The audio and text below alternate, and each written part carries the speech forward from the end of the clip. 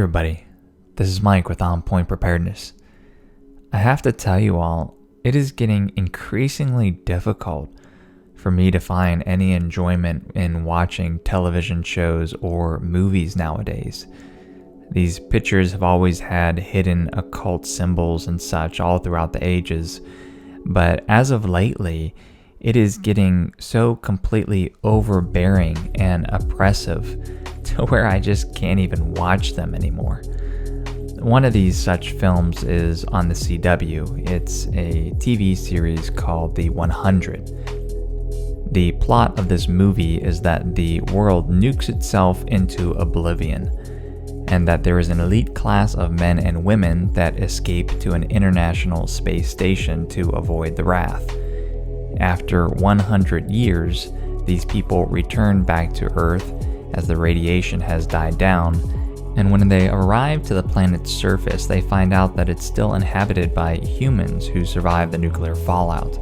They are primitive in nature and are called grounders, and in each episode they battle them for territorial gain.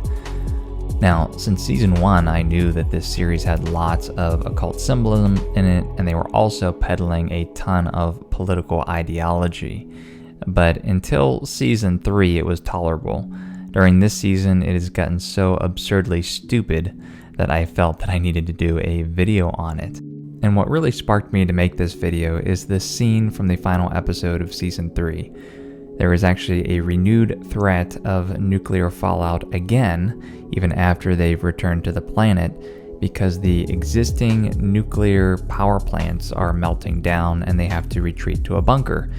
And you can see this banner in the background of the bunker. It says, "From the ashes we will rise." This is essentially the Freemason Ordo ab Chao, or Order out of Chaos, with the phoenix rising out of the ashes. But this isn't actually the main purpose of this video.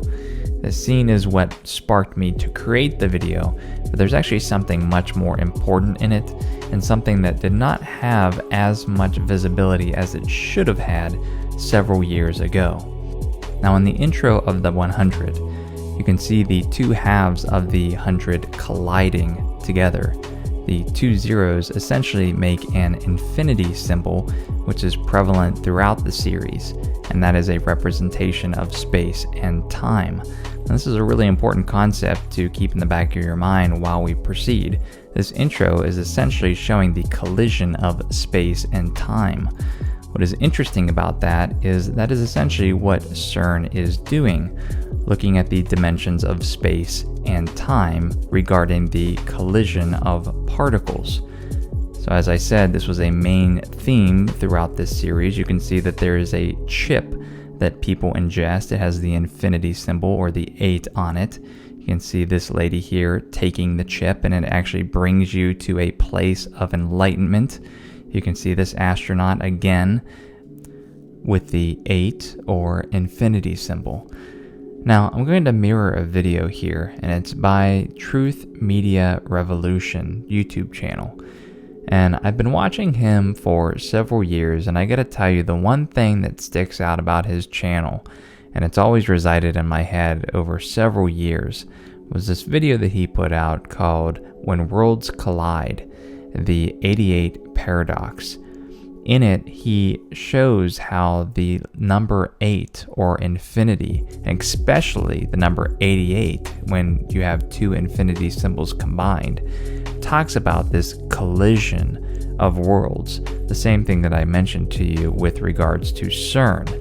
The research that he does in this video is fascinating, and it's actually only one of several videos in the series on the 88 Paradox, so I encourage you to go over to his channel and watch those videos. But before I proceed any further with what I'm seeing in today's atmosphere with regards to the 8, or infinity, or more specifically the 88, go ahead and check out this video.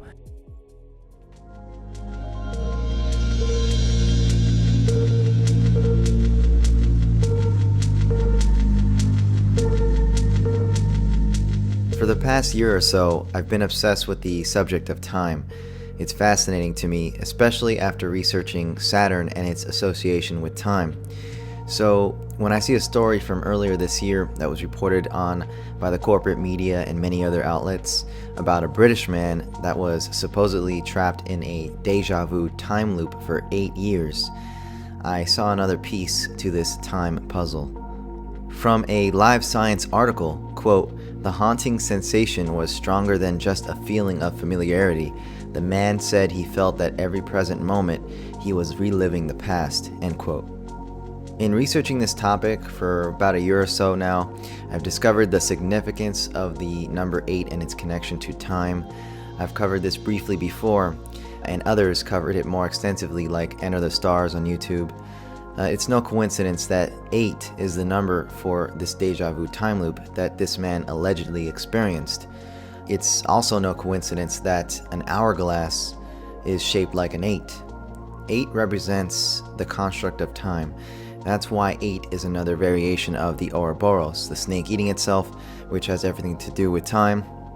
And this suspicious story, as I saw it, brought to mind the film Source Code, which features a plot about a deja vu time loop computer program called the Source Code, where a man's consciousness is sent back in time to relive the final 8 minutes, the last 8 minutes in someone else's body, attempting to create an alternate timeline of reality. So we have a time loop that is set to 8 minutes, the final 8 minutes of someone's existence. When you realize the occult significance of 8 and its relation to time, it all begins to make sense. Even some of the film's promo art featured an 8 as the hourglass, because this is exactly what the number 8 is. So if 8 represents a reality, a construct of time, what happens when there are two 8s, double 8, 88? Well, we now have the convergence of two realities, two worlds colliding. When worlds collide, therefore 88 represents a dimensional rip in space-time, the opening of a portal. This is of course why the Back to the Future DeLorean must go 88 in order to create the tear in the fabric.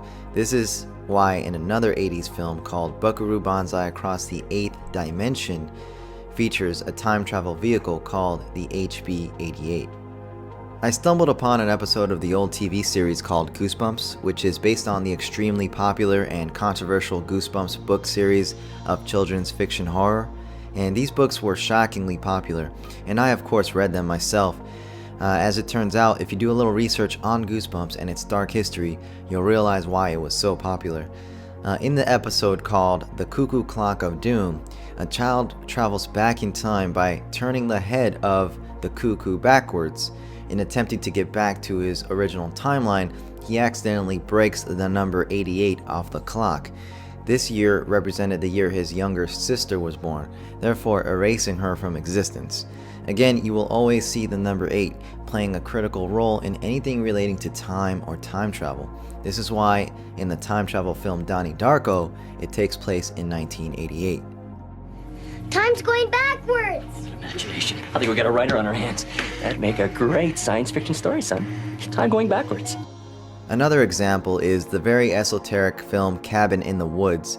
We see a scene where someone attempts to escape an enclosed prison matrix reality that has been created for them and have been forced to be trapped in order to be ritually sacrificed to ancient gods called the Ancient Ones. In the scene, he tries to escape by accelerating his bike to reach the other side of the cliff, but dies upon colliding with the outer hexagonal grid shell that keeps them trapped, and sparks fly. This is why the number predominantly featured on his bike is 88. We see the collision of 88. When this baby hits 88 miles per hour, you're gonna see some serious shit. When this baby hits 88 miles per hour, you're gonna see some serious shit.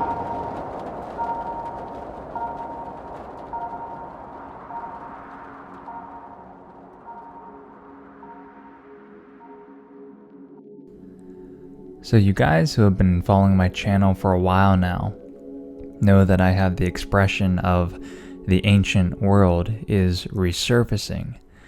And you can see here the infinity symbol or the double infinity symbol, the crashing of space and time, essentially represents two worlds colliding or two dimensions colliding. In 2 Thessalonians 2, when it talks about the man of lawlessness being revealed, specifically verse 7, it says, "The mystery of lawlessness is already at work. Only he who now restrains it will do so until he is out of the way, and then the lawless one will be revealed." And this is exactly what we're seeing, slowly and surely. Actually, it's not slow anymore. It's actually happening at quite a rapid pace. We're just seeing more and more occult symbology. And it doesn't even need to be occult or hidden anymore. It's actually quite blatant in our face. Here's some other examples of the 88 and how it's resurfacing in today's world. The HH, which was typically known as Hail Hitler, has now been peddled as a Happy Hippie parade. This has been spearheaded by Miley Cyrus. But again, the HH, or alphanumerically 88. Another one here is the quote-unquote Christian band False Prophets, or 21 Prophets, should I say. You can see them here with the double H symbol, and you can see all their fans making the H symbol with their hands. And interestingly enough, I looked at the fans of 21 Prophets, and no one knows what the H hand symbol means. They just follow blindly with their idols. You can also see 21 Prophets here has lots of occult art, such as this one with one of the band members looking up to Saturn. What I also thought was interesting was the One World Trade Center had a tribute in light, and the 2 pillars of light that were blasted into the sky were comprised of 88 spotlights. And we all know the 9/11 tragedy was a false flag used in ritualistic sacrifice. Another recent yet prevalent example of the HH or 88 symbology is in this article. The store H.H. Gregg is closing, 88 stores in 2017. This was dated March 2nd. And if you didn't already know, the retail industry has closed a record 8,640 stores in 2017. Guys, the stock market and this whole so-called recovery to the economy is a 100% complete falsehood.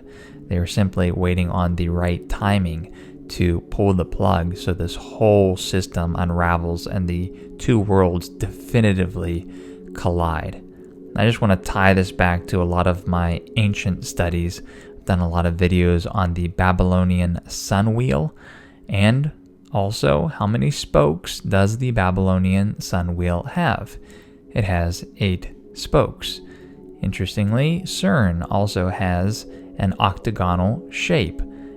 And last but not least, since my channel is focused heavily on Rome and the Vatican, I take you to St. Peter's Basilica Square, where in the middle there is an obelisk which acts as an Egyptian sundial, and surrounded by it, again, are 8 spokes, just like the Babylonian sun wheel.